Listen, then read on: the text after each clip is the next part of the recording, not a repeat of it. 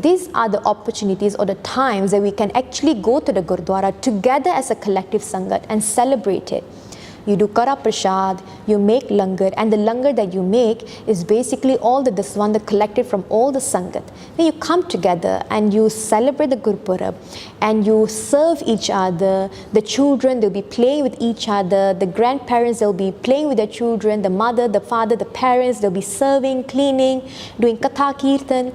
And this is how Sikhi will remain in our community. Sikhi will remain in our homes.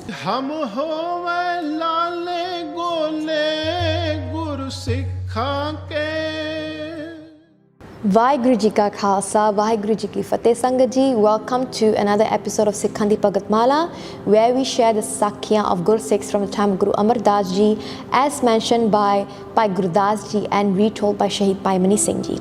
So today's episode is going to be the last Sakhi from Pauri number 16, which is the Sikh of Guru Amar Das Ji. So Bhai Gurdas Ji in Var 11 Pauri number 16, they say Dalle Vasi Sangat Pari.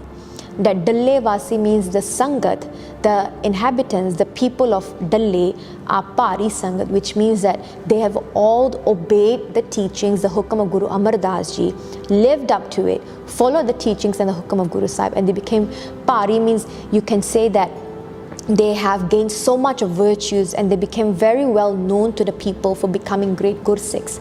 So after meeting all the Sangat, all the Sikh and giving them Upadesh one by one, Guru Amar Das Ji now gives a general message to all the Sangat, all the Sikh of the Dallevasi. Mar Kandane on the day of Gurpurab. Now Gurpurab is basically the day of Guru Sahib. So when Guru Sahib Prakash Dihara, when they came into this world, Guru Sahib's Gurgaddi Dihara, when they became a Guru, and Guru Sahib's Jyoti Jyot Dihara, basically when they merged with Paramatma, when they left this world from their physical body. So Mara Kendane on the day of Gurpurab, and then on the day of Sangrand, which means when a new month comes, on the day of Puranmasi, Amavas, on the day of Vasakhi, on the day of Diwali, Mara Kendane, all of the Sangat should come together. So on the day of Gurpurab and on the other days as well, which you can think about it, Sangat Ji, that many of them occur on a monthly basis. Mara Kendane, all the 6 Sangat should come together, do a collective ardas and give your daswanda and do charity as well. Then after that, Mara says that you should also prepare kada prashad and prepare langar, then serve it to Guru Sahib, and then the same langar from Guru Sahib's kitchen, you serve it to the poor people, to the needy people, and to all the Sangat, irregardless of whether they are Sikh or not Sikh. And then on these days as well, donate clothes to those who do not have clothes, donate food to those who are hungry, and make sure to help people who actually need help. Then, if among the Sangat there is any Sikh or any Sangat who are in any form of difficulty, any financial difficulty or any health issue, any form of difficulty, and they really need help from the Sangat, come together as a collective Sangat, come together and do a collective ardas to Guru Sahib that Sache Pacha, we have come together in front of you in your sharan, that please help this Sikh who is going through this difficult period. Then all of the Sangat, after doing an ardas, they should come together and find ways to help that Sikh. If it is a financial difficulty, then all the Sangat should collect funds, collect money from everyone and give it to that Sikh. Otherwise, find ways to work together to come up with a solution to help that person. Then Guru Amar Das Ji tells to all the Dalle Vasi Sangat, ki do not have doubt in the words that I say. All of you should come together and celebrate the day of Gurpurab and all the other days, Diwali, Vasakhi, Sangrand, Puranmasi, and make sure that this practice is also continued in your children, your grandchildren. And if you do this, for years to come, Sikhi will always remain in your house. Even Bhai Gurdas Ji, they say as well, Bhai Sahib ਕਹਿੰਦੇ ਨੇ ਭਾਉ ਭਗਤ ਗੁਰਪੁਰਬ ਕਰ ਨਾਮ ਦਾਨ ਇਸਨਾਨ ਦ੍ਰਿੜਾਇਆ, that Pao Bhagta Gurpurab Kar, that the Gursikhs would come together and with love and devotion they would celebrate Gurpurab. Naam Dan Ishnan Diraya, that on the day of Gurpurab and on the day of Sangran or the other days, what they do is Naam Dan Ishnan. They also practice Naam, they do Bhakti, they do Dan as well, they do charity as well. Now, Sangat Ji, this is something that we are already losing. From the time Guru Sahib up till now, many of us are not practicing these things as well. Then we question ourselves, why is there no Sikhi in my house? Why are my children not into Sikhi? They refuse to go to Gurdwara, though they don't find connection with Guru Sahib as well. But Guru Sahib, Guru Amar Das Ji here, they tell us that every month, especially, on the day of Sangran, on the day of Puranmasi or Amavas, then we have Gurpurab, which practically, if we think about it and we look at the calendar, every month there's always a day of Gurpurab. Marakandane, these are the opportunities or the times that we can actually go to the Gurdwara together as a collective Sangat and celebrate it. You do Kara Prashad, you make langar, and the langar that you make is basically all the daswanda collected from all the Sangat. Then you come together and you celebrate the Gurpurab and you serve each other. The children, they'll be playing with each other. The grandparents, they'll be playing with their children. The mother, the father, the parents, they'll be serving, cleaning, doing Katha Kirtan. And this is how Sikhi will remain in our community. Sikhi will remain in our homes. But if on the days of Gurpurab, on the days of Sangran, Puranmasi, we are just at home and we give the reason ki, nahin, bale thak gaye, it's so late, no, we have so many reasons, 101 reasons that we give, and we don't come together as Sangat and celebrate these days, then of course Sikhi will not remain in our family. Then our children are going to ask the question, well, if my parents don't go, why should we go? What's the reason for it then? So Guru Amar Das Ji is telling specifically to all of us that if you want Sikhi to remain in your house, to remain in your homes, that your children and your grandchildren practice Sikhi and they're connected to Guru Sahib, they're connected to Gurdwara, then you must make sure that these practices of going to Gurdwara, coming together on the day of Gurpurabs on a monthly basis must be continued. So Sangat Ji is a lesson for us to learn as well. If you really want Sikhi to remain in your homes, then we must take steps to make that happen.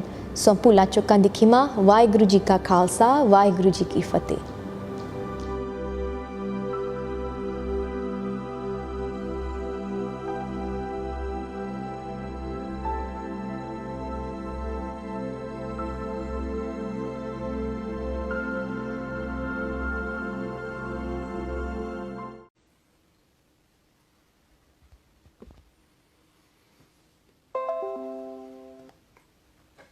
How's it going, everybody? We're just waiting now for Satpal Singh from Nanak who's going to be joining us.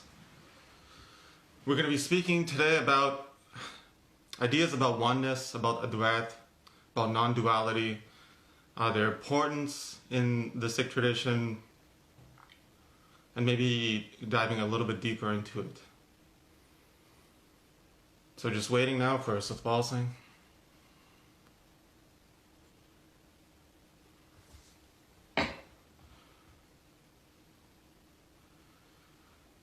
Yeah, definitely feel free to ask questions, comments, concerns, quandaries, queries.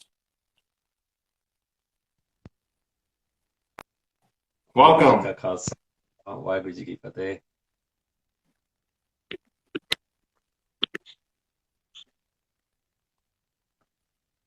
Hello. Can you hear me? A little bit of a delay. Are you there? I can hear you fine. Okay, perfect. Waheguru Ji Ka Khalsa, Waheguru Ji Ki Fateh. Welcome. Waheguru Ji Ki Fateh. It's a pleasure to have you on.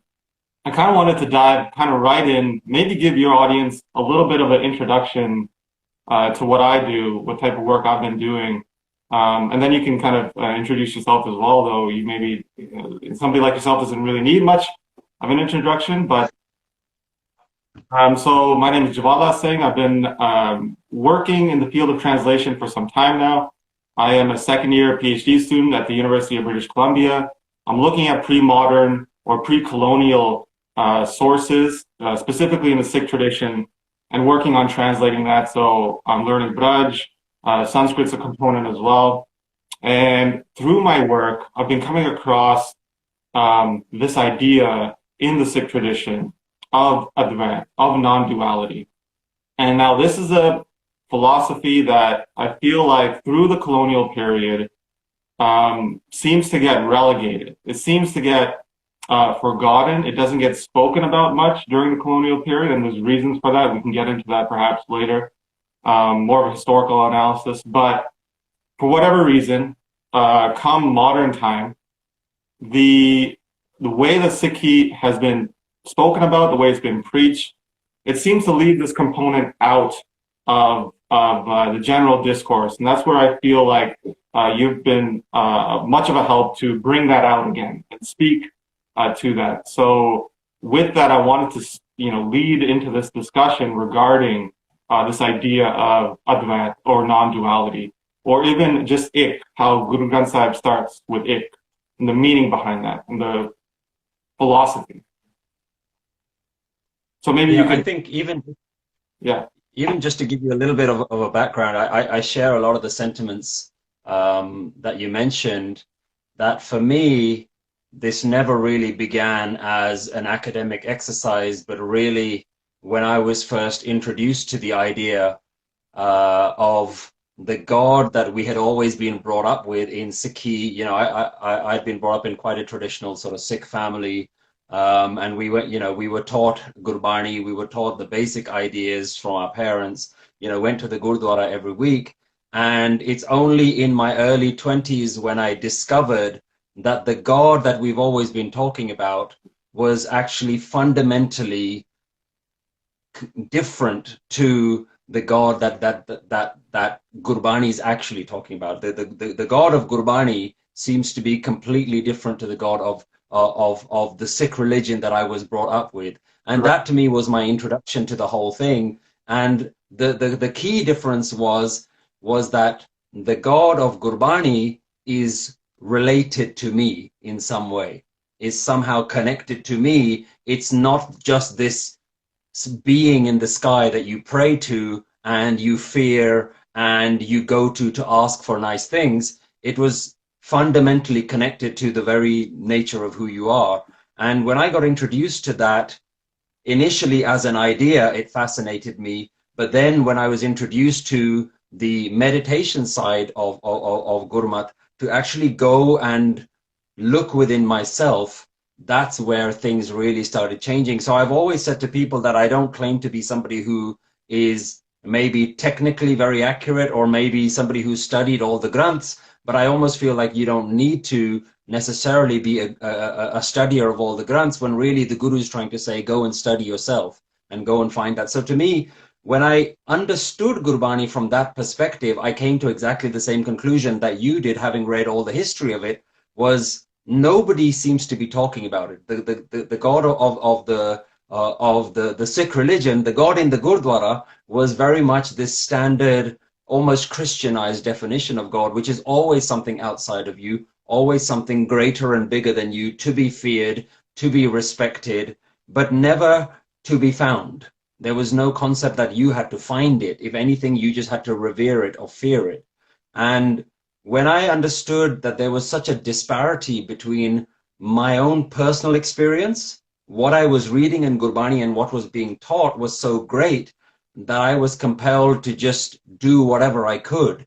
And what I could was to do talks like I was doing in at Sikh camps and Gurdwaras anyway, but now introducing this idea. And then later on, it just evolved into a YouTube channel. And then now it's become a full-time charity and what I've dedicated my full-time work to. So it's been an interesting evolution for me as to how did I get to this point where now all of a sudden I seem to be speaking something that seems quite alien to the ordinary Sikh community, but really is not alien to Gurbani at all. Right. And just for a little bit of a background, maybe we can speak to that a little bit more about the difference in perception and what that kind of creates. You mentioned that looking within, the divinity was very much a part of you, right? And that type of perspective versus a perspective where the divinity is something quite distinctly different from you.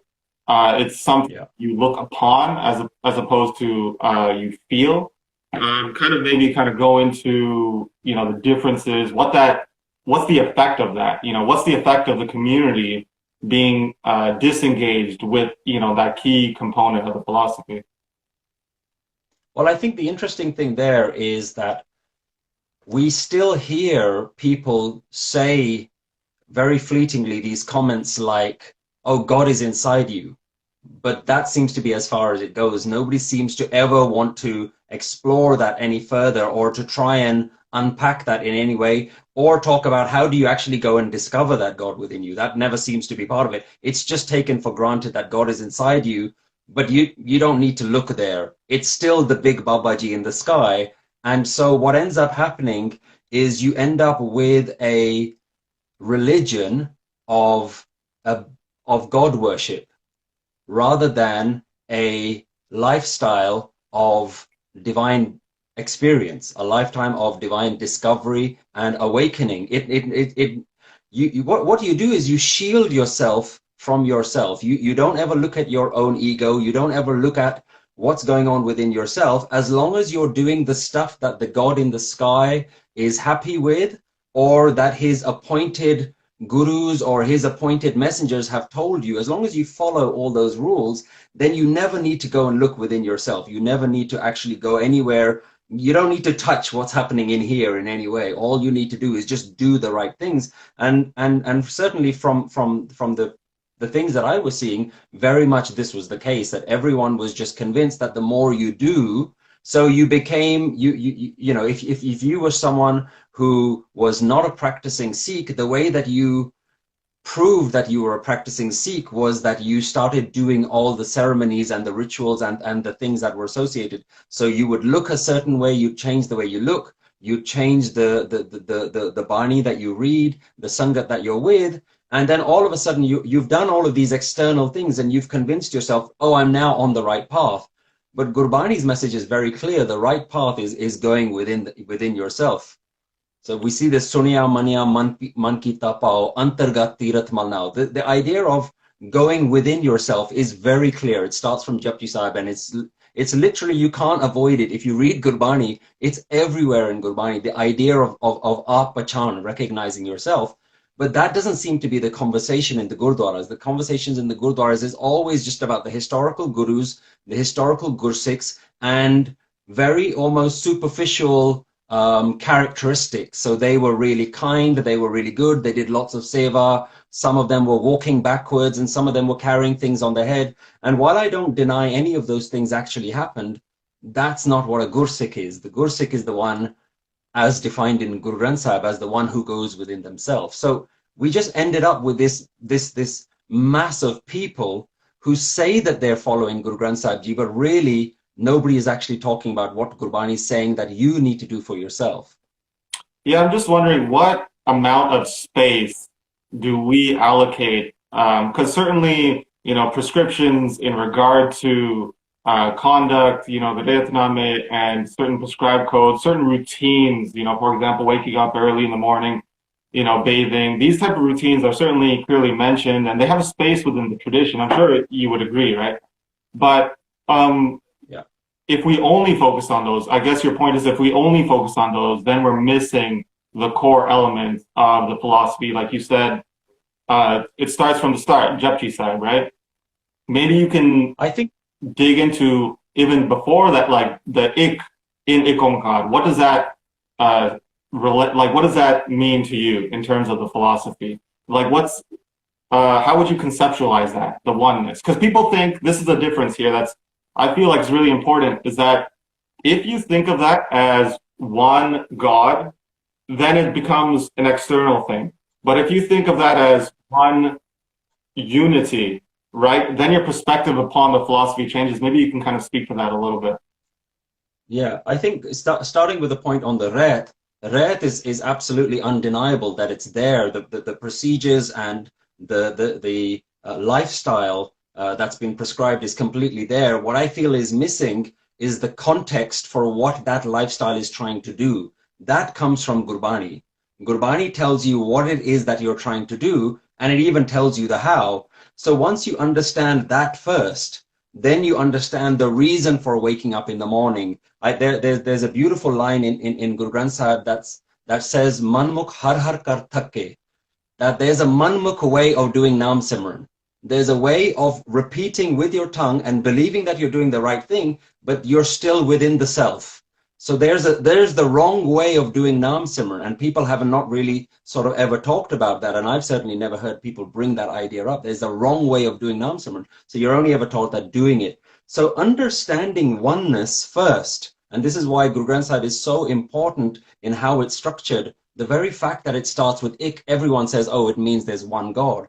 But the idea that you borrow there of this Christian God and you put it in there, I mean, you know a lot more about the history of where that stuff comes from.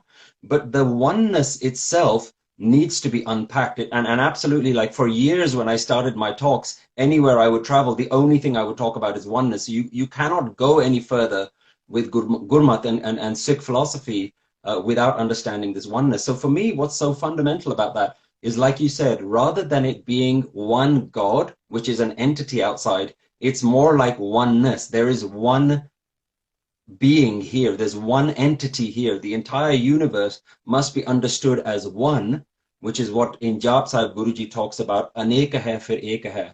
It's one that looks like many different things. It's one being, call it God if you need to, pretending to be many different things. And so when you understand it from that perspective, you realize that what you are is not something that's separate from God, but really you are God pretending to be you.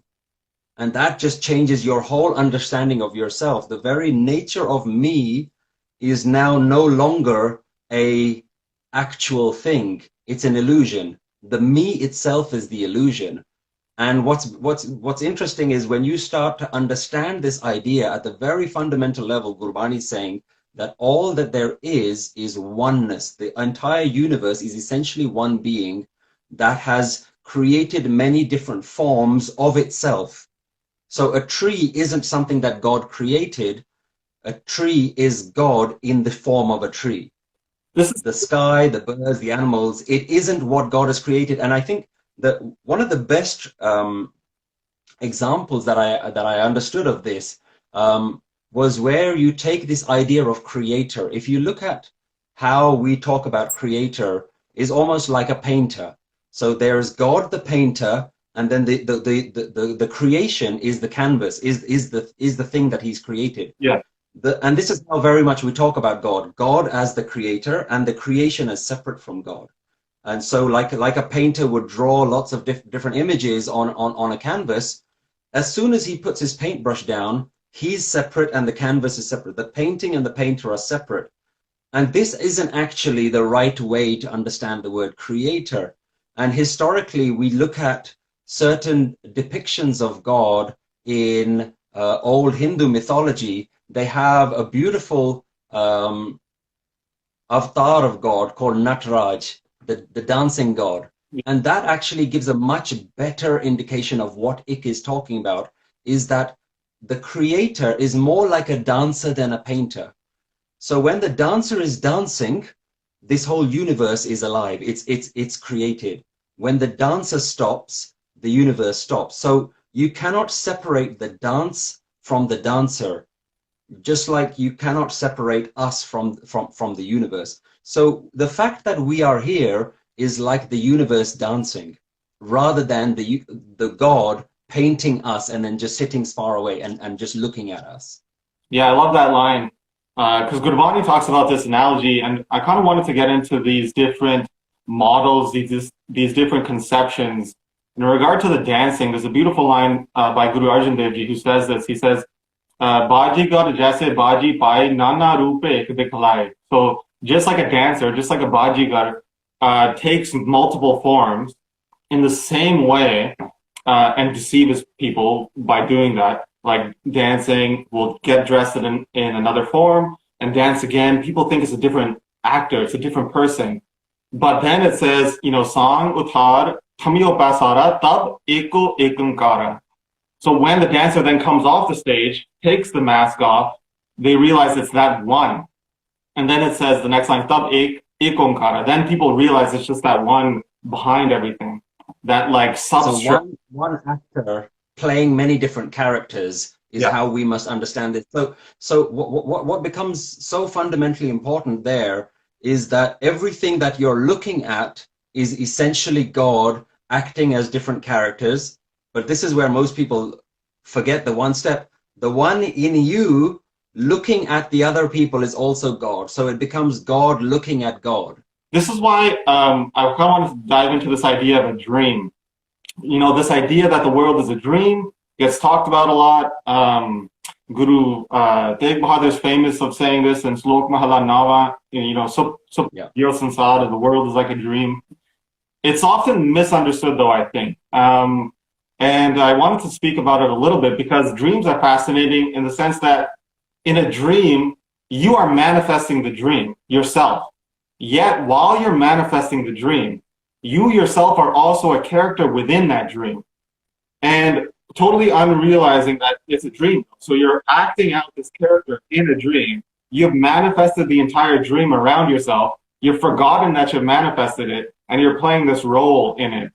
And it vanishes in a second as well. So it's often misunderstood, that line. Maybe you could speak a little bit about it as well. Like, why is this idea of a dream used in philosophy? Like, why is the world conceptualized as a dream? I think what's really interesting about the dream analogy is the very fact that the key component there is you need to be asleep. And so that's the key thing there, is that you are asleep, which means that, as you said, while the dream is going on, nobody's asleep in their dream. They're awake in the dream. So they believe that they are awake. They believe that everything that they're seeing is absolutely real. But the reality is that you're just lying in your bed. No matter where in the world you are, no matter what your dream is showing you, you may be flying or you may be on holiday somewhere. The reality is you're lying on a bed and you're asleep. And so the truth of the analogy, what it's trying to say is that no matter what you think is going on in your life right now, you're doing it in an unconscious way. You've forgotten that there is something inside that needs to be awakened. So as long as you believe the dream, as long as you're completely oblivious to the fact that you're dreaming, as long as you're just absorbed by the illusion of the dream, you're at no point able to snap out of it. And then this is where a guru, enlightened master, somebody has to come to show you that you're asleep. And this is where the analogy becomes something that's really important for you, that we don't have to just, the dream for us doesn't just mean that we're looking at the world and we've forgotten that there's a God. We've forgotten a fundamental reality about ourselves, is that we ourselves are asleep. So then the big question becomes, well, what is the analogy trying to tell us? What is the meaning of being asleep in our life? And really what it means is the dreamer believes that it is real. And so this is where the analogy becomes a little bit, needs to be unpacked a little bit. We believe that this character that we call the myself, me, myself, and I, we believe that this character to be a genuine character.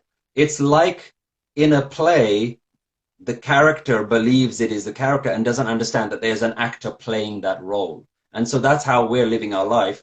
And so no matter what you do, as long as you believe that you are the character that you are, like I believe I am Satpal, you believe you are Jawala, as long as you believe that, then it doesn't matter how religious you are or what you're doing in that dream. The true thing is that you must realize the true nature of what you are. And what you are is not you, it is the divine playing you. Right. And so the key concept that then comes in, when you can't talk about oneness without the thing that's stopping your oneness, the thing that's stopping you from experiencing this oneness. And this is where Gurbani really spends the rest of its effort trying to help you understand. The thing stopping you understanding the oneness is then what Guruji calls humour, the myself. And again, one of these concepts that's been completely misunderstood as self-importance. Humour doesn't mean self-importance, it means yourself. You believe that yourself exists, not that you believe you're more important. And we have some of the real limitations of translation coming in here, where humour is translated as ego. Yeah. And ego used in normally everyday English is used to mean that I'm superior to you. So as long as you walk around being humble, you believe, oh, well, I'm humble. I'm not superior to anyone. I'm small. I'm a puppy. You're not a das. These kind of languages that we use to pretend that we are humble, that we don't believe ourselves to be superior. Then we think that I've got rid of the humour. But no, Gurbani is really saying you yourself, the belief that you are yourself is the thing that needs to be eradicated. So oneness now becomes not a journey about finding the oneness, but about losing the humour. This is something that I think requires a little bit more unpacking in regard to that idea for us, maybe, because we've engaged with it for so long, seem very simple, but that idea is very, difficult to understand. Basically, would you say it's something of the sort of a self-annihilation, like this idea, this hallucination, if it would be, of, this conception that you are a thing, that you are something distinct from something else? Is it this concept that needs to be eliminated? And then what does that do then in the world if that goes away? What's really interesting about that is at some point, all analogies and all explanations and concepts have to stop, because you have to go within yourself. You have to experience spending time with yourself and understanding, what am I? And the easiest way the analogy that I feel works really well is if you look at an onion. Every part of an onion is just one layer upon another layer. And the further you go, the more layers you start to unpeel.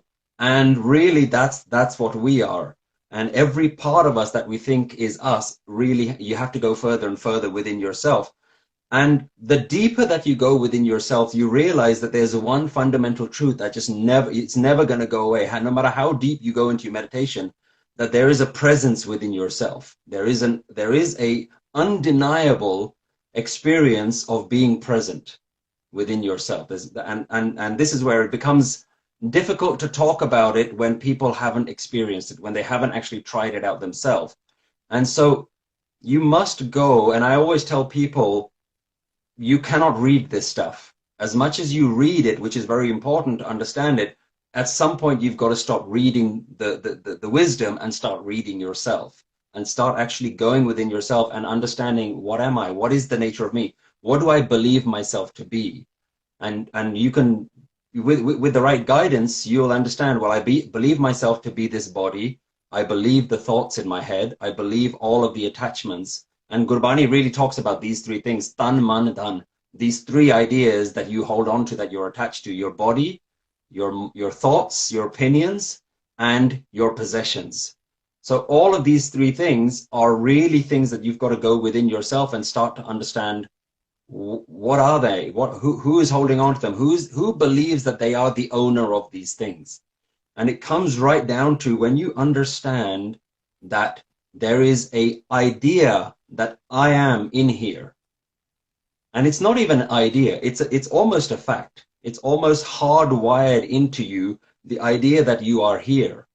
So you're never going to get rid. One of the things that people say when I start talking about this, well, how do I have a conversation with anyone? How do I say I am hungry or I am going to work if I'm supposed to get rid of the I am? You don't need to get rid of the language. I am is a perfectly useful word to use to say I am going to work or I am making a sandwich. It's fine for you to use that word. It's the belief that I am actually here, rather than something else being here. And I suppose the easier way to explain it, the easiest way to start unpacking your own self, is to look at asking yourself a very fundamental question: what exactly is mine? What exactly is mine? So we believe my body is mine. We believe my thoughts are mine. Certainly we believe that my family, my possessions, my circumstances are mine. But if we twist that question slightly and say that something is of yours, can only be something you created, not something that was given to you. And so then you start to unpack, well, I certainly didn't create my own body, so that's no longer mine. I didn't create anything around me. I might have bought them, I might have worked hard for them, but that was not there. That was not there at one point. I had to go and get it. And then what's left is, do I create my own thoughts? And this is where you can really start to get fascinated by the nature of your own mind. Is, do I create my own thoughts? And with some very simple observations I've been able to demonstrate to so many people, is that you don't actually create the thoughts that are in your head. The thoughts just happen. So even this I am is not something you made. It was something that just evolved in you. And the more and more you start to realize, well, if I'm not my body, and I'm certainly not the stuff around me, and I'm not the thoughts that are in my head, then what is actually mine? What do I actually own? And you realize I own nothing. Everything is borrowed, everything has been given to me. Even the idea that I am, my sense of myself, is also something that's been given, is not something that I have created. And so that becomes a very easy way to understand that nothing is truly mine. Everything belongs to the universe and goes back to the universe. So this is part of the process of starting to now break this apparent concrete thing called the me, the ego, the homme. It starts to soften and loosen a little bit. Now, everything is still there. Your body still remains, your thoughts still remain, your possessions still remain, but the idea of you starts to become a little bit hollow. It doesn't feel as real as it used to before. What risk then I would want to bring up is, in like combined with that approach, then if somebody who doesn't have proper instruction goes down that route, as with the case of many hippies in the 70s, 80s, through LSD, use, find themselves in a point where they have ego inflation, for example, where they recognize the fact that, they themselves are not only limited to what's in their body or what's in their head, but they then take on like an inflated ego. They associate themselves in a, let's say, for the sake of terminology, ego sense, as the world. If I'm trying to make that point clear, it's the idea that they themselves are the whole world, but they take it as an individualistic point of view, if you know what I'm trying to say. Yeah. And this is the worry when people look at some of the historic figures within various spiritual traditions. Even if you take one of the Mahavakyas of the Ved is Aham Brahmasmi, Tattvamasi, I am that divine being. Mansur was killed by his society for saying Anal Haq, I am God. And so there is a danger, not in the statement, but there can be a danger in the ego. And I think this happens in every part. The ego is so difficult to get hold of. The ego is so difficult to grasp and to really let go of, because at any point you believe you're succeeding and the ego can come back and say, oh, look how much of a Gursik I am. Look how spiritual I've become. I'm so much better than all the people who aren't spiritual. So at any point you can fall down this trap. And this is where in Anand Sahib Gurbani says that this path is Kanyo Tikhi Walo Niki. This is a path that's so thin. It's like walking a tightrope that's as thin as a strand of hair and as sharp as a razor's edge. So it's so easy to fall off this path. But what's interesting about the Gurmat tradition is that the Guru never allows you to take credit for your own enlightenment. In almost every Hukamnama, no matter what it's talked about, at the end it surrenders that says Guru Kirpa. It's the Guru's grace, it's the divine grace, nothing is happening for you. So what's interesting about Gurbani is that it doesn't allow you to take ownership of your own enlightenment, of your own spiritual journey. Everything is given to this concept or this idea called Guru. Guru is the one who is enlightening you. You have no capacity to enlighten yourself or to be the whole. The whole has been almost taken away from you. So that's why Gurbani, I feel, doesn't overly stress this point that you are God. Gurbani stresses the point that God is everything, including you. So the point isn't for you to believe you are God. The point is for you to conceive that everything is God. Yeah, this is why, you can correct me if I'm wrong, this is why maybe perhaps the devotional side of the practice, the philosophy is so important. So in old texts like Gursikhani Bhagavad, this is attributed to Bhai Mani Singh. Some Sikhs come up to Mani Singh and they ask him, why on some hand Gurbani speaks about, non-duality, on the other hand they speak about devotion. How are we supposed to reconcile these different approaches? And Bhai Mani Singh writes there that according to one's different problem that they have, just like as a doctor is going to assess somebody who comes in, he's going to take his pulse, he's going to see what type of illness he has, and according to the illness, then he's going to prescribe that type of medicine. So Gurbani is layered with different perspectives, albeit this non-duality perspective is one. But do you think then it's merged with a devotional concept to ensure that there's no ego inflation, to ensure that you always have something to hold on to in terms of teachings through the Guru's teachings, and in terms of a focus, in terms of meditation towards like Gur Mantra or any other type of mantra used in Gurbani? I think devotion is a really interesting idea, because when you have the idea of devoting to someone, what's really interesting about that is it's very easy within bhakti, within devotion, to create a duality. There's me, and then there's a God that I'm devoted to.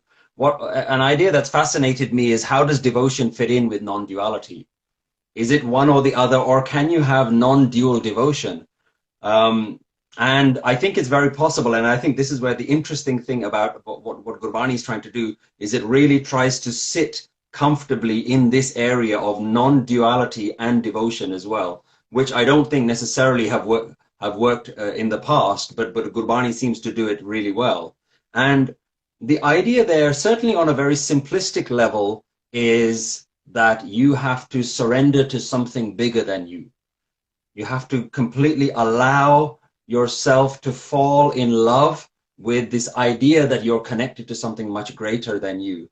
And I think love becomes a really interesting part of devotion here, because in love, you lose your sense of self. Anyone who's gone through a truly romantic relationship and experience love at a very deep level, you realize that what love does is that it starts to even love starts to break the foundation of what you are, because you and your lover seem to be so close that you can even feel them all around you, inside you, even when they're nowhere near you. You can feel their presence inside you.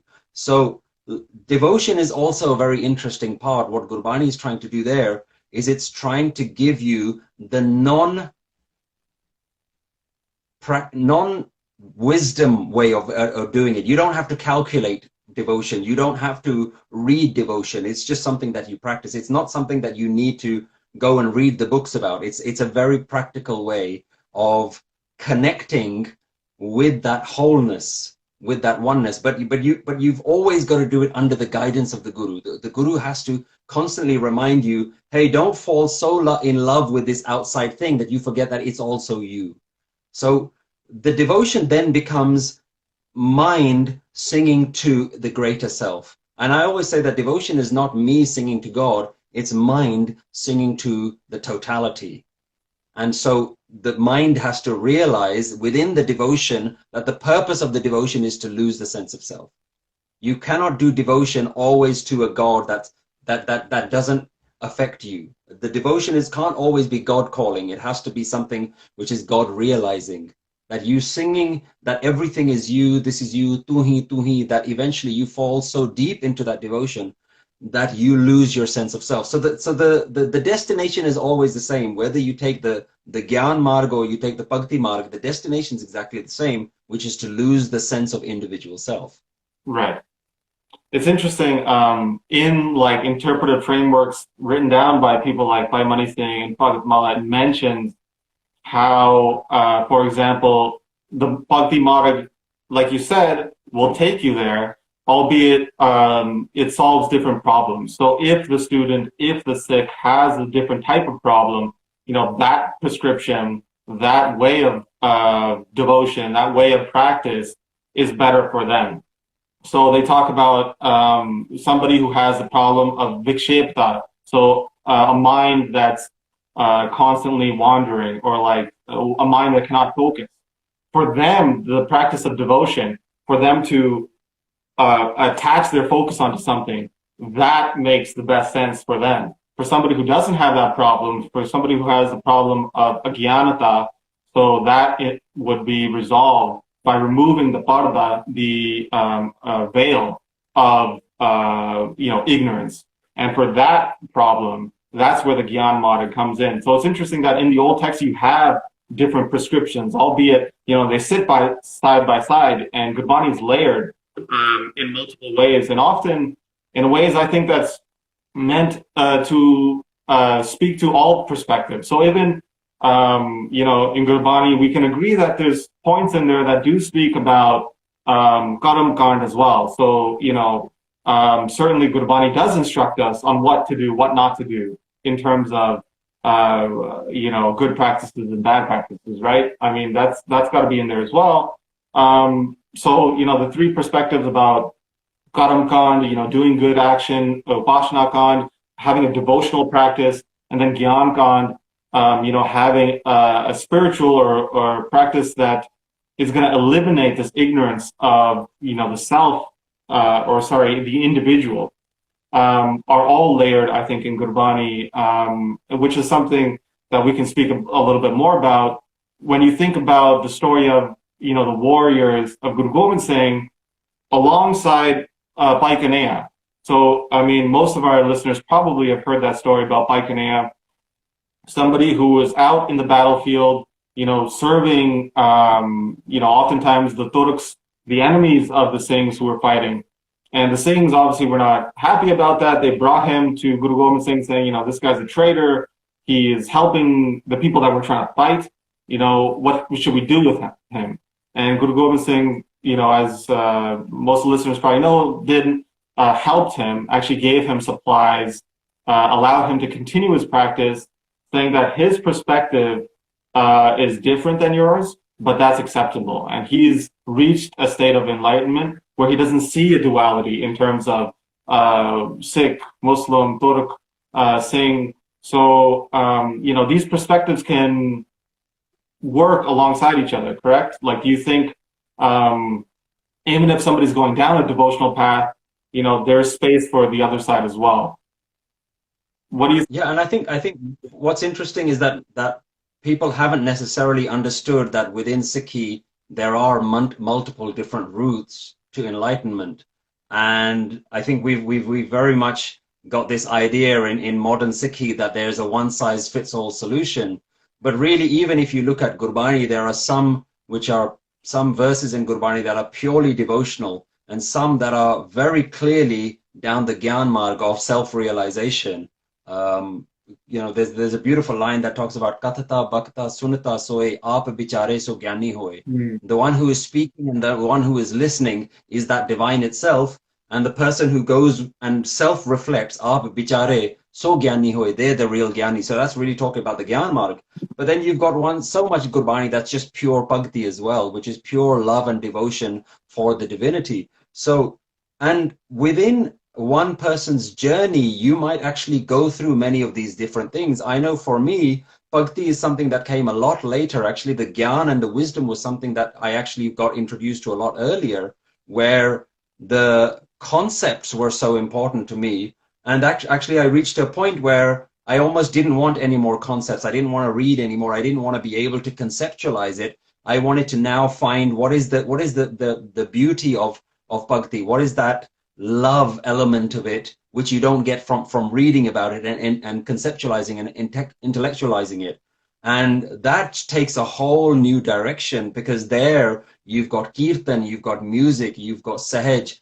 And then for me, then having my experience with meditation, which is your Dhyan Marg, and going down that path where, again, when you're in meditation, the concepts are meaningless, because you're so absorbed with the experience of stillness, tranquility, sahaj, sun. All these concepts come in Gurbani, and people need to be able to experience all of them and kind of taste all of the different flavors of enlightenment and divinity, because Gurbani has all of them. Gurbani has all the different techniques. It's not even restricting you to one thing, because it isn't trying to be a philosophy. It isn't trying to say there is one way. It's basically saying, here are all the different options, and no matter which one works for you, you're going to get to the end point as long as you have the Guru, which makes Gurbani so phenomenal that it actually is a spiritual guide of all the major different ways of enlightenment, whether it's meditation, whether it's conceptual, whether it's seva, or whether it's bhakti. All of the different options are in Guru Granth Sahib. And we need to allow people the room to explore all of these different aspects, rather than just kind of giving them a one-size-fits-all solution. It's really interesting you mentioned there, like, I wanted to speak about that a little bit in regards to, you know, wisdom itself, gyan itself. You know, people talk about gyan, what does it mean? There's two types of gyan that people speak about. You know, there's paroksh gyan. Paroksh means pare aksh, from somebody else's eyes. So books, for example, give paroksh gyan. They give conceptions, they give metaphors, they give analogies, you know, to speak about what wisdom is like. But when you were speaking about, you know, meditation, finding it within, that would be called aparoksh gyan, not through somebody else's eyes wisdom. So direct knowledge versus indirect knowledge, which is really important. In historical texts, is really interesting. When they mention the routine of Guru Hargobind, like I'm going through some of the stories of him, when he wakes up in the morning, it says the first thing he does is bathe, and then he does meditation upon Nij Sarup, his own form. And what does that mean? Does it mean he's like looking at his arms and saying, oh, like wicked, I'm strong or something? Like, he's looking within himself to the Sarup, the form that is, you know, throughout the entire world, which is quite probably an idea that would be shocking a little bit, you know, to meditate upon oneself, to meditate upon, you know, the substratum of the entire world, which is really interesting. He gives prescriptions like this as well. There's a story that Guru Hargobind, it's a really funny story. You mentioned actually that line in Gurbani, you mentioned that Manawuks will, you know, do Naam Simran, but they'll do it the wrong way. And this story actually relates to that, because some Sikhs had that question for Guru Hargobind, said, you know, we're doing Naam Simran, it's not working, what's going on? So his response is, there was a story once, he tells them, he says, one time there's a cat that fell into a well, and the villagers went to the local wise men and they said, hey, there's a cat in this well, what do we do? And the wise man said, all right, first thing, number one, remove the cat. Second thing, take 100 barrels of water out of that well, and then it'll be clean. So the villagers went and did that, and they said, all right, we're going to go do that. They forgot to remove the cat. They take the 100 barrels out, and, you know, a couple of days after, they say, hey, the well is still smelly. You know, it's giving bad water. What's the problem? The guy said, did you remove the cat? And he said, oh, damn, we forgot the first thing. And so they said, remove the cat, then slowly over time, the water will become clean.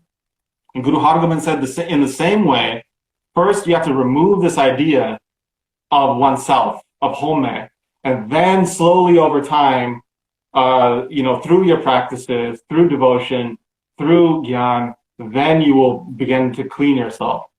And it's something that's often forgotten when we talk about, you mentioned people with these terms about, you know, das and sevak and stuff, and a lot of these times they're just superficial terms about humility, and they've not really really taken in the full extent of what humility means, right? And how that's really the first path to you know, entertaining any of these paths, where we talk about the bhakti marg or the gyan marg. But I just wanted to carry it further a little bit, because we only have 10 minutes left. I wanted to talk about what this philosophy does to one's perception, how they interact with the world differently when they start to see consciousness everywhere. For example, people talk about 3 states of avasthas, 3 states of being. You know, Jagrat, awake state, Supanavastha, dream state, and Sukopa, deep sleep. And in many ways, consciousness has been conceived of being, all-pervading. Consciousness does not only reside in the minds of humans. Consciousness is even in a rock. It's even in a dog. It's even in a cat. And I think that's a much more holistic way of thinking about life and consciousness. And in many ways, it kind of eradicates this ego that people have over themselves, that, only people feel pain, only people can think. Dogs, animals, the rest of the world is in many sense unconscious, and it's, just gross matter. It's not important. But when we try to extend, this idea that consciousness is everywhere, so people think about how dogs are in supanavastha, that dogs are in the state of dream state. They're just doing whatever they're doing. And when you have, leaves and trees and rocks and stuff, they're in the state of deep sleep. So when somebody's in the state of deep sleep, if it's cold, they'll still move, they'll still adjust. So in the same way, like a tree, when it feels sunlight, the tree will still adjust towards the sunlight. It's just in way, it's just basically a framework to extend consciousness into other thoughts. I wanted your opinion on that, your thoughts on that idea as well. Once we have this idea that the individual is an illusion, what does that do for us in the world? I think that becomes when we start talking about consciousness, and I think there are a couple of traps no matter what word we use. So for me, I'm starting to now see the traps of limiting God to consciousness, and there's been a movement in certainly in the last many years that people have now started to equate God is consciousness. Previously, we used to see this word God is love. And so what they try and do is they limit God into one definition. And I don't feel Gurbani allows us to do that. So I don't necessarily even say God is consciousness. God is conscious, no question about it. If we take the primal definition of whatever this oneness God is as Sat Chit Anand, then Chit is one aspect of it, that it is conscious. But when we start saying that I have consciousness, so consciousness is in everyone, and then, it becomes a logical exercise where people are saying, well, is the tree conscious and is the rock conscious? So one of the things I've had to do is I've had to try and strip away some of the wording for myself, is that now rather than saying that the consciousness is in everyone, because people's understanding of consciousness is different, and certainly the scientists are arguing whether consciousness is something that we are in, or is it something that the brain produces? And this is the ultimate question of neuroscience that hasn't been solved yet. So rather than kind of entertaining that discussion, what I actually reduce it down to something simpler is the essence of life that is in me is also in everything else. So even at a most basic level, the thing that creates me and the thing that keeps me going, life energy is the simplest way that I put it. Life energy is also in me, is also in everyone else. And this, for me, makes the terminology and the entire concept of God so much easier. When we say that God is in me, nobody really knows what that means. And if we say God is in everyone, nobody knows what that means. The character of God is, we have to just pretend that it's in everyone. One of the things that I think about is when people talk about God, is God the ultimate imaginary friend? And are we saying I'm imagining that God is in me and I'm imagining that my friend is in everyone else? So that becomes not so useful. So when we start to change terminology, it makes it so much easier to experience. The question that you're asking is that how does it change our experience? So I asked this question, is life in me? And that's an obvious answer. Yes, the life is in me, life energy is in me. Is universe in me? Yes, it's in me. Is universe in the tree? Yes, it is. Is life in the tree? Yes. Is the thing that's in me that we call life energy also in everything around? And then all of a sudden, it becomes so much easier to understand that what we're talking about is a fundamental essence of reality. Whatever created you created everything else. And it's just there. I can't pinpoint it. I can't put my finger on it and say it's exactly this or it's exactly that. It's the consciousness in you or it's this or that. So I just almost put it down to the aliveness in everything. The aliveness in me is in everyone else. And where it changes your experience of life is that when something that you love, remember now, love is an important factor of this. When there's something in you that you love, which is the very energy of your own life, if you have love for that and you see it in everyone else, it by default means that you also then have love and compassion for everyone else, which is where we start to see some of the ideas that Gurbani talks about, is that you don't have hatred, you don't have fear, you don't have the tendency to be cruel to anyone else. There's compassion, there's daya for everyone else. It changes everything all around you. Even the breath that you're breathing is now part of this God. So it's like you're breathing in God, and then what you're breathing out, God is breathing in. So it becomes something that's so close to your experience of life. It's, you feel this thing all around you. It's inside you, it's all around you. It just makes such a beautiful experience of life. Life then just becomes such a joy. Just the very fact that you're breathing becomes a joy, becomes something that you are so grateful for, the very fact that you're breathing. And if you can have that relationship just with your breath, imagine the relationship that you can have with everything all around you. Everything becomes God talking to God, and you're enjoying that experience for however long it's going to last. Right, and that's something that people, across traditions, once they hit a spiritual point, come to that realization, come to that. People talk about, mystic experience, but in Gurbani it talks about, that anand, that bliss that people have who are enlightened, who have reached that point. And it's something that gets talked about a lot in Gurbani in regard to, somebody who's spiritually accomplished. Whatever they're doing, they are receiving that bliss. They're in tune with that bliss, which is really interesting when we think about kind of the tension, anxiety, the guilt that most people have during spiritual practice as they, begin to entertain these ideas about religion and spirituality and tradition. Largely, it's based out of this guilt or fear. And it's interesting that I feel like the end root of that is the exact opposite. It's, quite a realization of bliss and happiness and, unity with everything around it. So we just have about 5 minutes left. I did want to speak a little bit. I mean, we could take questions as well. I do see a lot of questions here. Perhaps you would like to answer some of these? Sure, yeah. Oh man, there's quite a lot here, but I think one thing I did want to touch on is this notion that this martiality. So I come across a lot of texts from the 18th century, so in the 1700s, that talk about this importance in the Sikh tradition that you have a martiality.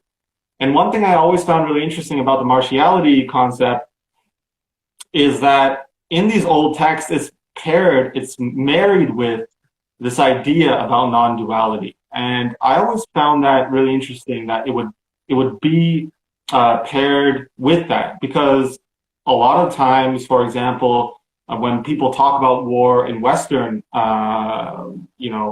academic circles, people talk about how in the need of war, there's a demonization. People, even reduce their enemies to animals, and they demonize their enemies, right? But in the Sikh context, for example, you have this mention in Bhai Harmeet Singh's writings as well, is that when Guru Gobind Singh was writing Dasam Granth, when he was writing, his poetry, he wrote that. Bhai Harmeet Singh's explaining the need for Guru Gobind Singh's writings, is that not only was there martial components within his writings, but he was also giving that level of gyan, that level of wisdom, so that the warriors themselves would go into battle fearless. They would understand that this idea about the individual is false anyway, that what need to protect, something that's going to be turned into dust anyways in a few years. Why would there be such an importance on that? So I found that really interesting, how he was blending, and I'm not sure that's really been spoken about much nowadays, in terms of people view martiality, people view that side of Sikhi as quite distinctly different from, ideas about wisdom and enlightenment and spirituality, to the extent that you even have other groups, people think of the Nihangs being on one side and the Nirmalas, being on the other, and they're quite distinct. But in history, you have people like, Bhai Maharaj Singh, Bhai Bir Singh, even Bhai Mani Singh's, all of his kids were warriors who ended up, attaining Shahidi, who fought in battle, ended up eating steel there as well. So maybe it's something you can kind of touch on as well. How do you yourself conceive of that apparent duality between the two philosophies?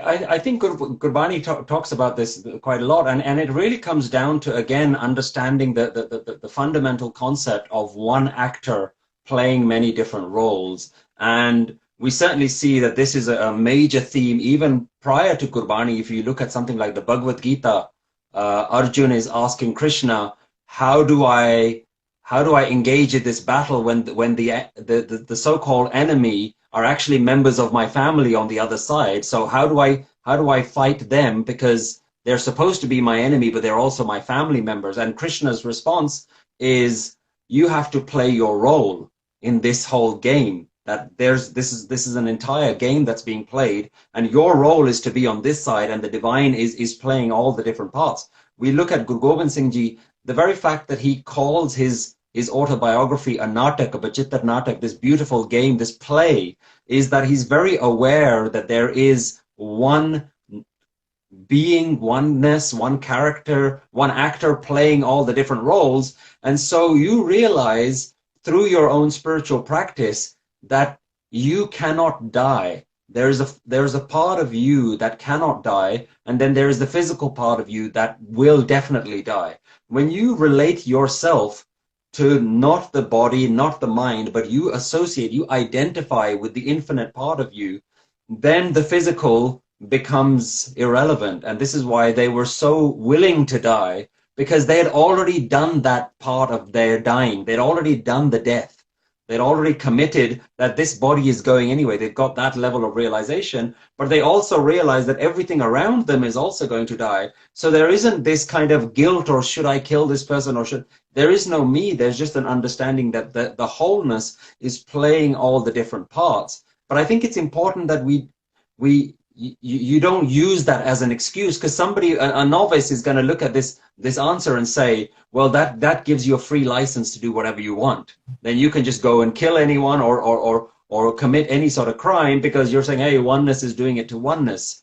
Yes, that's always a problem, but that's your focus is not to get away with murder. Your focus is, am I connecting with my divine sense of self? We have just 10 seconds, but that is a good way to wrap up. I just want to thank Satpal Singh. I want everybody to go to Nanak Naam, the site, and also check out the Suraj podcast. So thank you again, Satpal Singh. In 1910, Germany's Clara Zetkin, leader of the Women's Office for the Social Democratic Party, used her platform to push for one day where all nations both advocated for and celebrated women. A year later, it happened. Women in Austria, Denmark, Germany, and Switzerland observed the first International Women's Day on March 19, 1911. 3 years later, women in the UK observed and protested for women's suffrage. More than 6 decades passed before the United Nations celebrated the first International Women's Day in 1975. In the years that followed, global participation waned until the internet age. In 2001, InternationalWomen'sDay.com launched, and a few years later, hashtags for each year's theme did too. In 2011, President Barack Obama proclaimed March Women's History Month and encouraged Americans to celebrate the accomplishments of women throughout history. But while the U.S. recognizes International Women's Day, it's not an official holiday here, like it is in more than 24 other countries worldwide. And that's connecting the dots. I'm Alexandra Lewis for 9 News. March 8 is International Women's Day, the day when we jump on social media to celebrate ourselves. Send shout-outs to our mothers, sisters, daughters, aunties and best friends.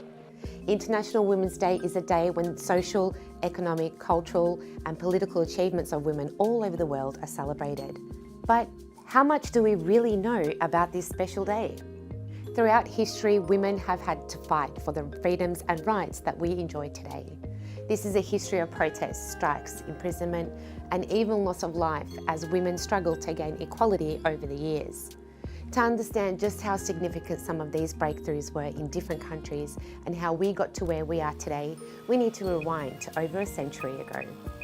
In the 1900s, the fight for women's suffrage began to gain momentum in Britain. Women were sick of not having a political voice and having decisions being made about them without their input or control. Continuous failed attempts to achieve suffrage led Emmeline Pankhurst to form the Women's Social and Political Union in 1903. In 1908, women in America also felt the burden of inequality. So 15,000 vocal women got together to campaign for voting rights, better pay and shorter working hours by marching down the streets of New York City. This continued into the next year. In 1909, with the help of the Socialist Party of America, the very first National Women's Day was observed on February 28, on the last Sunday of the month. This was also the year that Russia observed its first International Women's Day. Now let's not forget, this was just observed, not officially declared and recognised. So when did it officially become International Women's Day? In many ways, it was through a collaborative effort. But to be specific, the original idea to make the day international came in 1910 from a woman named Clara Zetkin at an international conference of working women in Copenhagen. 100 women from 17 countries agreed with her suggestion to proclaim International Women's Day to commemorate the ongoing struggles of women to improve their lives. Although back then it was celebrated on March 19, the first countries to recognise International Women's Day included Austria, Denmark, Germany and Switzerland in 1911. That year, just under a week after the first ever International Women's Day, the tragic Triangle Shirtwaist Factory fire broke out in New York. It claimed the lives of 146 garment workers, 123 of whom were women and girls. The tragedy brought attention to labour conditions and working rights in the US. This led to many changes in working conditions, and the memory of the women that died in the incident became hugely significant into the history of International Women's Day. Fast forward now to World War I, where some substantial changes took place. In 1914, the start of the war led to the recruitment of many women into jobs at munition factories as railway guards, ticket collectors, tram conductors, police officers and firefighters. Why the sudden change in all these fields? With so many men being away at war, the need for women workers became urgent. In fact, munition factories became the largest single employer of women in 1918. It was during this time that attitudes towards women in the workforce began to actually change. In the same year in Britain, some privileged women were allowed to start voting, and by 1928, all women above 21 were entitled to vote. Milestones like this snowballed into more changes. Women soon became part of Parliament, were able to join sports and win gold, and earn fairer pay and working rights.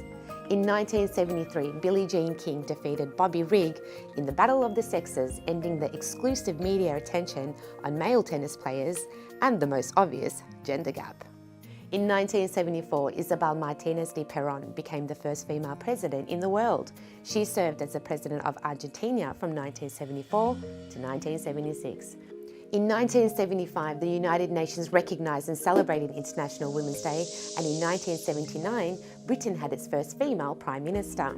Barbara Walters made history for Women Like Me in 1976 when she was hired as the first female anchor on a nightly newscast by ABC Evening News. In 1979, women's rights activist Susan B. Anthony was the first woman to ever appear on a US coin in circulation. The list goes on, and now we've reached a point in time where the success of women across industry and in public life is commonplace.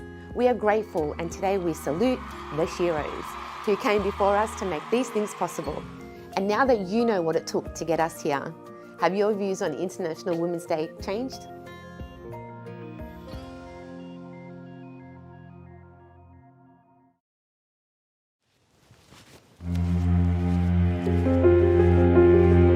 Ready or not, here they come. Here they run. Here is where the wild women raise more than just sons. How dare you suggest the women have yet to arrive?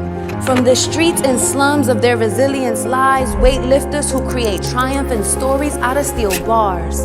With memoirs of truth-telling and court-side scars, ready or not, she is the strongest muscle in any body who surrounds her. From dusk to dawn daily, they tenaciously ride on the green lawns and over the inequitable pawns that Coco Gauff continues trailblazing. These are not dolls. You cannot position one for failure when their backbones are the mere base for balancing beams. The world, it seems, is no match for an impact like Juju, Naomi, Caitlyn, Angel, or Aaron Jackson. Don't be dramatic. Given the conditions, given the scrimmage, given the title for the most U.S. Olympians, how could you believe their competition was ever manned? The stats said it to be true. Ready or not here, they've always been. But they're no longer waiting on me.